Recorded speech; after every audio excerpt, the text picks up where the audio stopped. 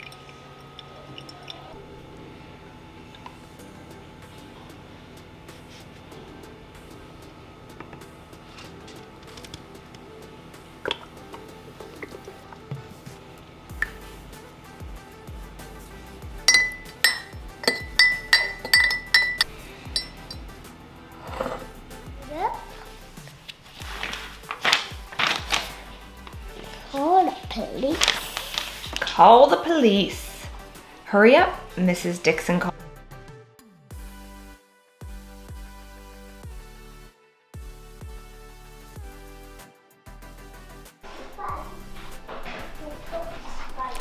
Hi, buddy. Are you comfy on the couch? Are you such a good boy? You reading books with us? Yeah, that's a wee baby. He's a good boy. Are you a good boy? Will you look at me over here so I can see your pretty face? I love you.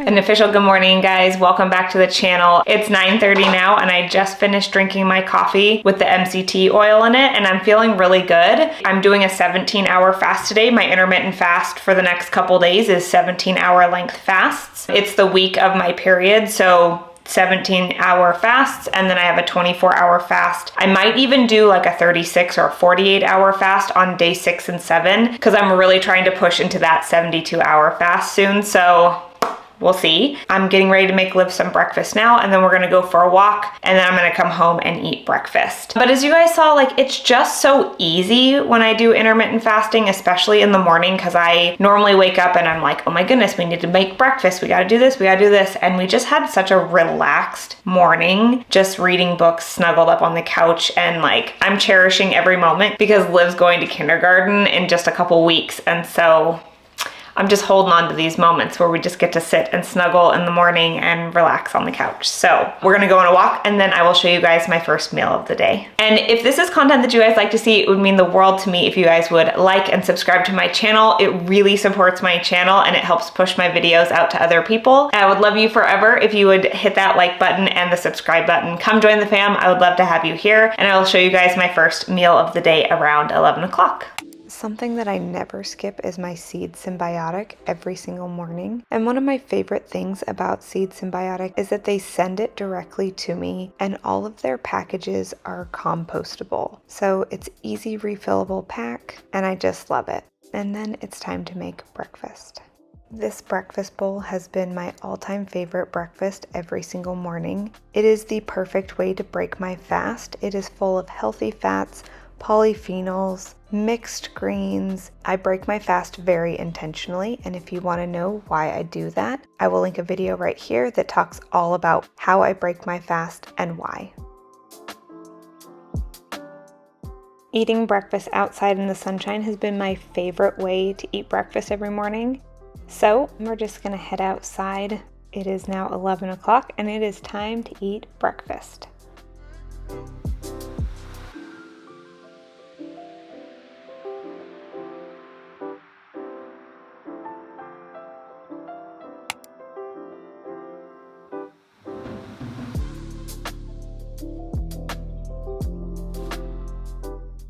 We've been making walking every day a priority, and today we just happened to go after I ate breakfast. So we changed clothes and went out for a walk. Liv was ready for a snack at this point, so we stopped at a little grassy area and decided to have a little bit of a snack and let the dogs enjoy the grass.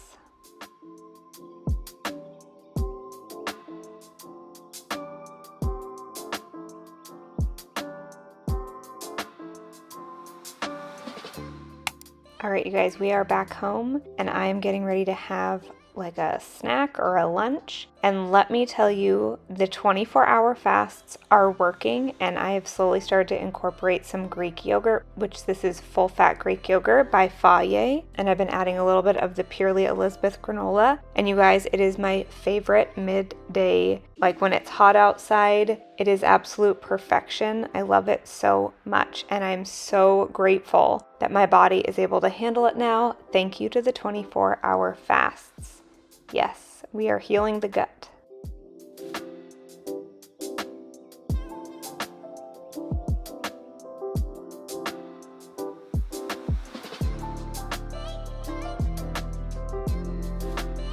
All right, you guys, so I did a post over on my Instagram. If you guys don't follow me yet, you totally should. I am Charlene_. I'm doing a post every single day for Healthy Girl Summer for the next 90 days over there, and just sharing like workouts and daily things and healthy girl habits. So go follow me over there for more inspiration. But I posted on my Instagram stories, I asked you guys to ask me any questions you guys had about fasting. And so I got a couple really great questions. So I'm just gonna answer, I think, 2.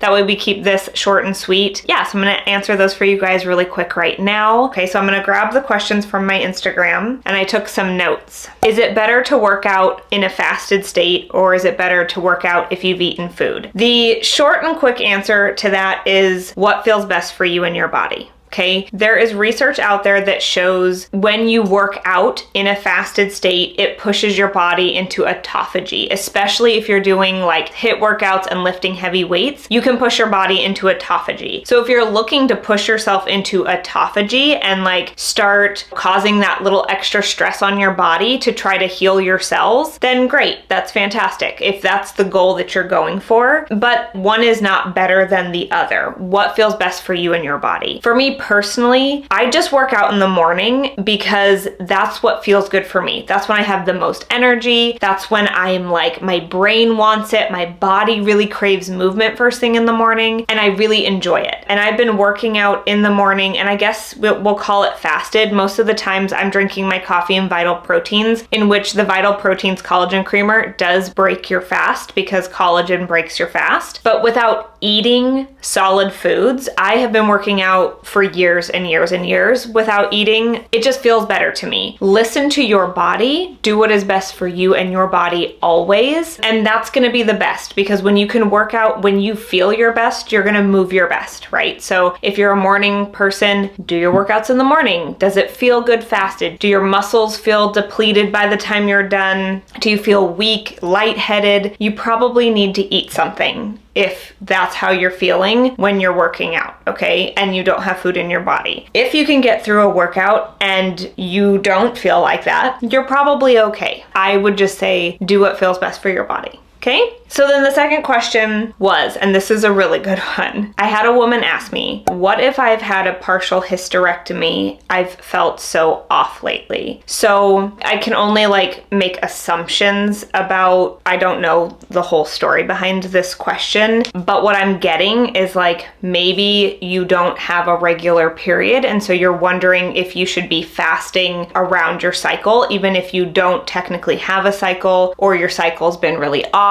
And the answer is yes, you absolutely can still fast around your cycle. I follow Dr. Mindy Pelz, and I read her book, Fast Like a Girl. It is an excellent resource. It is excellent information for you to have. Anyone, please go buy it. If you are a female, buy the book. It is phenomenal. But also go follow Dr. Mindy Pelz on YouTube. She's an excellent resource. She's where I get all of my information. So I also have a playlist of all of my favorite videos of hers. I also have my own fasting journey linked linked down below if you guys want to go back and watch that. But here, I've taken some notes because you can absolutely fast whether you have a cycle or you don't have a cycle. Now, if we're talking about ages like say 35 and younger, and maybe you had a partial hysterectomy, I also don't know how old this woman is, or maybe you have PCOS, or maybe you've worked out so much that you've lost your cycle and you're trying to get your cycle back. The best way to do that is to mimic your cycle, okay? So what you want to do is you want to fast as if you have a cycle. Now, if you've recently lost your period, you can go back and track like when was the last time you had your period and go say 28 days or 30 days from there and just start from day one. But if you haven't had your cycle in so long, you're going to want to do a 30-day fast, and you're going to want to follow this 30-day fasting cycle, which I will put on the screen over here. But you're going to fast days 1 to 10, any length fast that you want, and then days 11 to 15, you're going to want to shorten your fast to 15 hours or less, because that is when you would technically be ovulating. And then from days 16 to 19, you have another power phase. So again, you can push into your longer fasts those days. And then days 20 to say 30,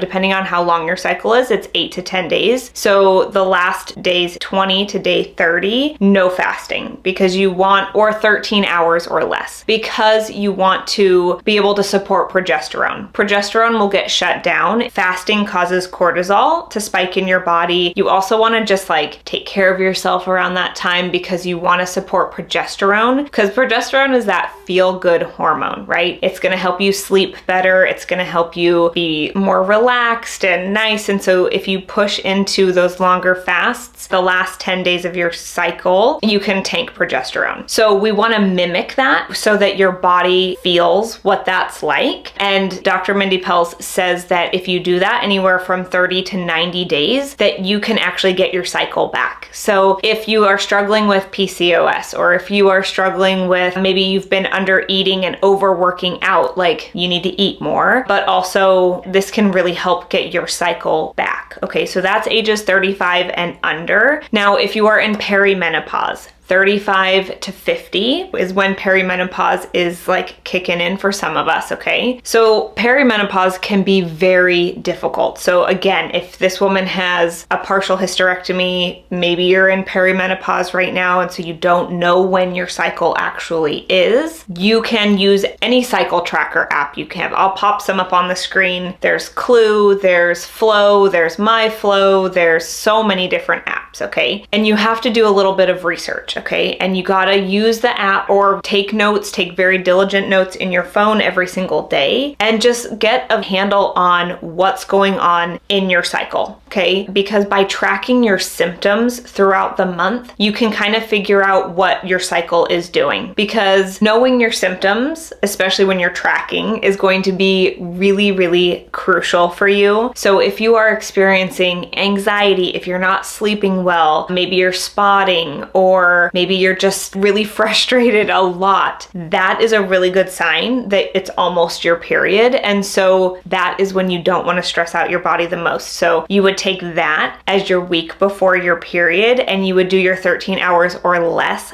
fasting for like say 10 days, okay? And then after those 10 days, then you would start at day 1 again. And then days 1 to 10, you can push into your longer fasts, days 11 to 15, you know what I mean? And then follow the 30-day cycle again, okay? That's perimenopause. If you are postmenopausal, yes, you can absolutely still fast. Dr. Mindy Pelz, she has a book, but she rewrote it. It's a fasting for menopause book. I will leave the links in the description box down below. It's not out yet, but it's going to be out really soon. So if you have gone through menopause and you want to start fasting, please do it, okay? It's just so good for all of us women, okay? In this case, once you've hit menopause, it's the easiest time for you to fast, okay? So Dr. Mindy Pelz talks about doing the 5-1-1 a lot, okay? So it's 5 days of 15-hour fasts, fasts. One day you'll stretch your fast, so you could do a 17-hour fast, a 20-hour fast, a 24-hour fast, whatever you need or whatever you feel like you want to do. You want to like push yourself out of your comfort zone a little bit though, because then your body won't get used to just doing the same length fast every single day, okay? And then one day, no fasting, okay? So it gives your body, we're fasting, we're stressing our body out a little bit, and then we're relaxing and giving ourselves a day off to eat food and refuel your body and then start over, right? You can also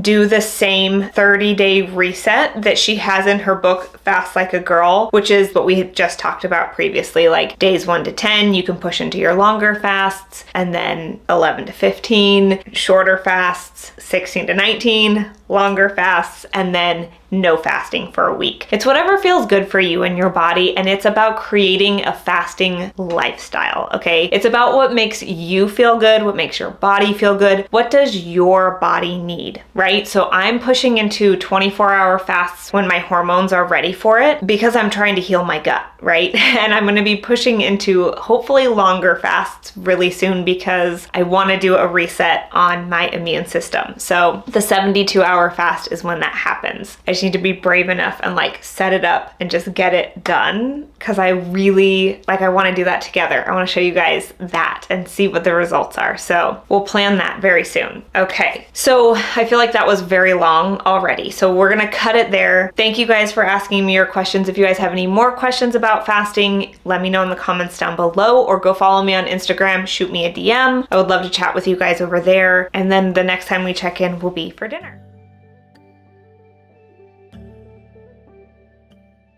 All right, you guys, today for dinner, we just kept it super simple. We did grilled pork chops, and I just sauteed some apples. I do salt, pepper, cinnamon, nutmeg, and just let them get nice and soft so we can eat them with our grilled pork chops. It was so delicious.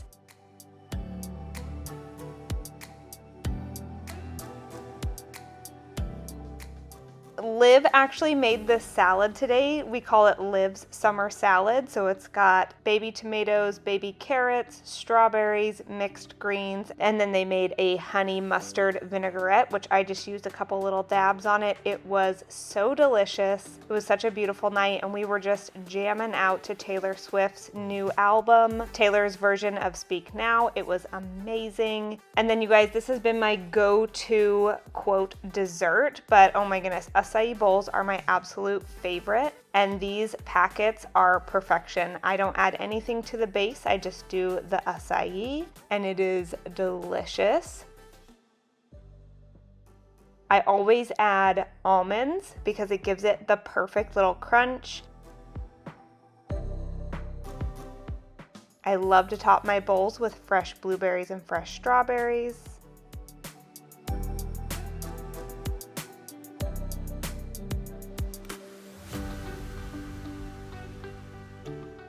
Look at that, so delicious. Then I always add unsweetened shredded coconut flakes.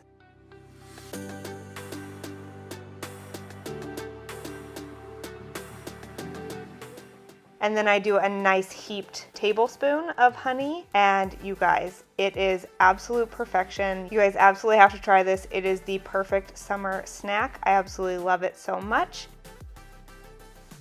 And that's it for today's video, you guys. I'm going to enjoy my acai bowl and enjoy the rest of the night with my family. If this was content that you guys like to see, don't forget to like and subscribe, and don't forget to come back next week for another Healthy Girl Summer video. Thank you guys so much for watching. I appreciate you, and I'll see you guys in the next one. Bye!